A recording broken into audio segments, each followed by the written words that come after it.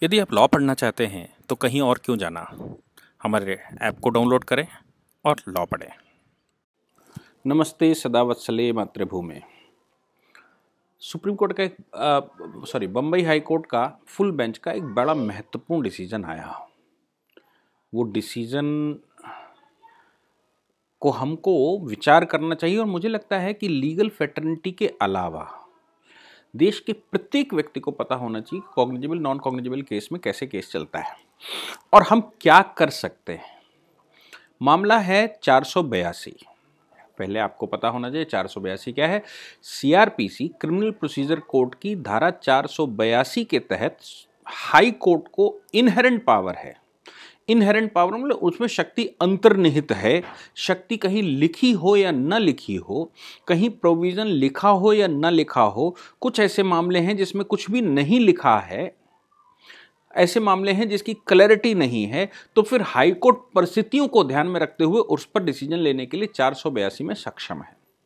ये 482 की पावर जो हाईकोर्ट की है वो पावर आर्टिकल 226, 227 अनुच्छेद 226 में कॉन्स्टिट्यूशन ने उसको प्रोवाइड की है कि वो लोगों के कॉन्स्टिट्यूशनल राइट को प्रोटेक्ट करने के लिए या लोगों के कॉन्स्टिट्यूशनल राइट प्रोटेक्ट करने के लिए हाईकोर्ट अधिकृत है।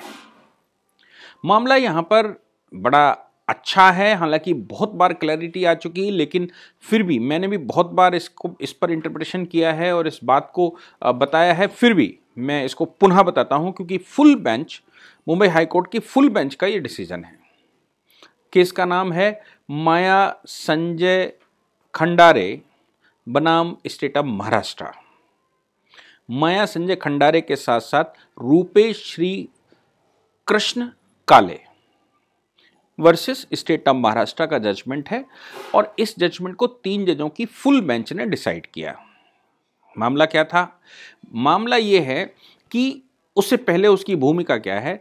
हमारे कॉन्स्टिट्यूशन, हमारे सीआरपीसी में धारा 320 और 321 ऐसी धाराएं हैं जिसमें यह कहा गया है कि मामला कंपाउंडेबल है, यानी कि शमनीय है। कंपाउंडेबल से मतलब होता है कि उस पर कंप्रोमाइज हो सकता है। हालांकि इस धारा में यह व्यवस्था है कि compromise with the consent of the court और compromise outside of the court, ये 2 अलग अलग व्यवस्था है। उसकी पूरी एक लिस्ट है कि कौन कौन से मामलों में कोर्ट के माध्यम से ही या कोर्ट के संज्ञान में ही कॉम्प्रोमाइज होना चाहिए और ऐसे कौन से मामले हैं जिनमें कॉम्प्रोमाइज आउटसाइड ऑफ कोर्ट हो सकता है। इसकी खास बात कंपाउंडेबल की यह है कि 3 साल से ज्यादा के जो मामले हैं जिनमें 3 साल से ऊपर की सजा का प्रावधान है, 3 साल से ऊपर की सजा के प्रावधान वाले मामले, इस पर कंपाउंडिंग नहीं हो सकती। यानी कि कंपाउंडिंग कॉम्प्रोमाइज जिन मामलों में हो सकता है वो ही हैं जिनमें सजा मैक्सिमम 3 साल की है।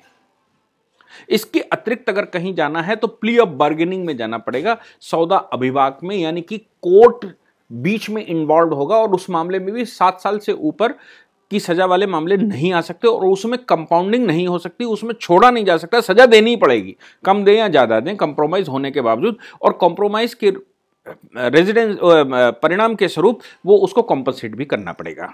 ये प्ली ऑफ बार्गेनिंग है। अभी हम लोग कंपाउंडिंग पर आते हैं।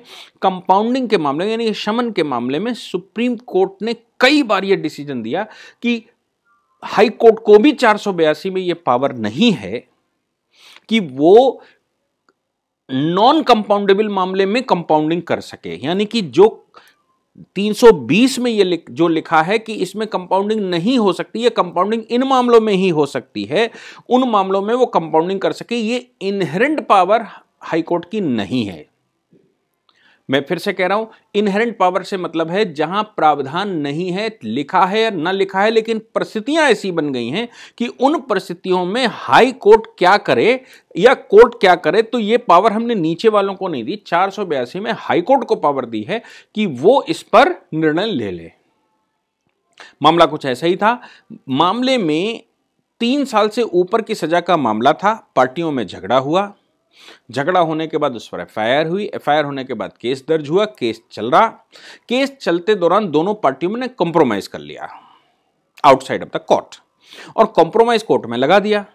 कोर्ट ने कॉम्प्रोमाइज मानने से मना कर दिया। कॉम्प्रोमाइज किसने किया? विक्टिम ने और एक्यूज्ड ने। जबकि पार्टी नॉन कंपाउंडेबल मामले में कौन होती है? पार्टी नॉन कंपाउंडेबल मामले में विक्टिम एक्यूज्ड और सरकार। तो कंपाउंडिंग करेगी तो सरकार करेगी। पार्टियां कैसे कंपाउंडिंग कर सकती हैं? जिसने कंप्लेंट लिखवाई वो कहता है कि हमने एक्यूज्ड के साथ कंप्रोमाइज कर लिया है, हमारा केस वापस लिया जाए। केस तो फाइल करने वाली जो अथॉरिटी थी वो सरकार थी, क्योंकि सभी नागरिकों की संरक्षक सरकार होती है। क्रिमिनल मामलों में सरकार ही पार्टी होती है। केवल वो मामलों में लोग अलग से पार्टियां होती हैं जो कि criminal case with civil nature है। Criminal case with civil nature है, वहां पार्टियां आपस में लड़ती हैं। लेकिन जैसे ही मामला गंभीरता की तरफ जाता है वो मामले राज्य लड़ता है विक्टिम के बिहाफ पर, क्योंकि विक्टिम केवल उसमें अब एविडेंस रह जाता है, विक्टिम उसमें पार्टी नहीं रहता। अब इस नॉन कंपाउंडेबल मामले में, यानी कि जो शमन नहीं किया जा सकता, जिसका कंप्रोमाइज नहीं हो सकता, 320 ने ये नहीं बताया कि इसमें कंप्रोमाइज हो सकता है, उन मामलों में हाई कोर्ट ये कह रहा था कि इस पर हमने कंप्रोमाइज कर दी। कंप्रोमाइज इन्होंने किया है, इसलिए केस को खत्म, डिसमिस कर दो, केस को खत्म कर दो। 3 जजों की फुल बेंच बैठी और फुल बेंच ने कई केसों का हवाला दिया सुप्रीम कोर्ट के, और यह कहा कि कोई भी ऐसा मामला जिस पर कि कॉम्प्रोमाइज नहीं हो सकता, उसको हाई कोर्ट धारा 482 सीआरपीसी के तहत अपनी पावर का इस्तेमाल करते हुए उसका कंपाउंडिंग नहीं करवा सकती, यानी कि उसका कॉम्प्रोमाइज स्वीकार नहीं कर सकती, केस को डिसमिस नहीं कर सकती। ये ऑनरेबल मुंबई हाई कोर्ट की फुल बेंच ने डिसाइड किया। मुझे लगता है कि क्लैरिफिकेशन की बार बार जरूरत होती है। मैं फिर से आपको बता दूं कि ऐसा कोई भी मामला जिसमें राज्य पार्टी हो, उसमें राज्य ही कॉम्प्रोमाइज कर सकती है। कॉम्प्रोमाइज मतलब राज्य उसको विड्रॉ करेगी, और राज्य अगर विड्रॉ करती है तो राज्य को भी विड्रॉ करने की पावर नहीं है, उसको कोर्ट की कंसेंट लेनी पड़ेगी। यानी कि कोर्ट के सामने कहना पड़ेगा कि हमारे पास एविडेंस नहीं है, हम इस मामले को आगे प्रोसीड नहीं कर सकते, या हमारे पास फर्दर इन्वेस्टिगेशन में कुछ और मिल गया है, या हमारे पास जो एविडेंसेस हैं वो कुछ डिग्रेडेड लेवल के हो गए हैं, और इसके अतिरिक्त जो अच्छे एविडेंस हमको मिले हैं वो पार्टी के एक्यूज्ड के पक्ष में जाते हैं, ना कि विरोध में। इसलिए अब हम इस केस को विड्रॉ करना चाहते हैं। ये सारे जो आपकी रिसर्च होगी, जो प्रोसिक्यूशन की रिसर्च होगी, वो रिसर्च उसको कोर्ट के सामने रखनी पड़ेगी, और कोर्ट के सामने रिसर्च रखने के बाद कोर्ट को वो कन्विंस करेंगे। कोर्ट जब कन्विंस हो जाएगी कि वाकई में इस मामले में कोई एविडेंस नहीं है, इसलिए इस केस में हम आगे प्रोसीडिंग नहीं चला सकते, केस को आगे नहीं बढ़ाया जा सकता, तो ऐसे मामले को वो वहां पर डिसमिस कर देगा और केस को वापस दे देगा। अदरवाइज हाई जो कोर्ट है, कोर्ट भी केस को वापस सरकार के कहने पर भी नहीं देता है, क्योंकि कोर्ट संरक्षक है कानून का, और कानून का मिसयूज अगर सरकार करती है और सरकार आने के बाद जो उनकी पॉलिटिकल पार्टियों के लोग हैं उनके केस विड्रॉ करना चाहती है, तो उसके हाथ में विड्रॉवल हम नहीं देते, वो विड्रॉ नहीं कर सकते।